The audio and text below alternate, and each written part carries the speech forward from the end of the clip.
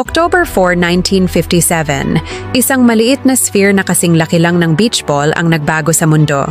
Ito ang Sputnik 1, ang pinakaunang artificial satellite na inilunsad ng Soviet Union.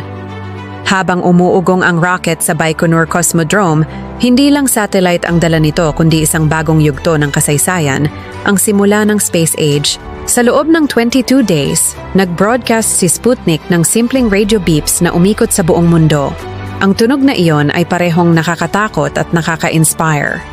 Nakakatakot dahil ibig sabihin na unahan ng USSR ang mga Amerikano sa teknolohiya. At nakaka-inspire dahil, for the first time in history, nagawa ng tao ang isang bagay na umiikot sa paligid ng mundo. Pero habang umiikot si Sputnik sa kalawakan, hindi maiwasan ng mga tao na magtanong, ano kaya ang susunod? Noong January 1958, bumalik si Sputnik sa mundo at nasunog sa atmosphere. Pero nanatili ang legacy nito, pinatunayan na kahit isang bagay na kasing liit lang ng beach ball ay kayang baguhin ang takbo ng kasaysayan ng sangkatauhan magpakailanman.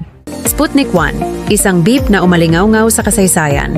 Kung gusto mo pa ng ganitong historical stories, like and follow for more. Thanks for watching and see you again tomorrow.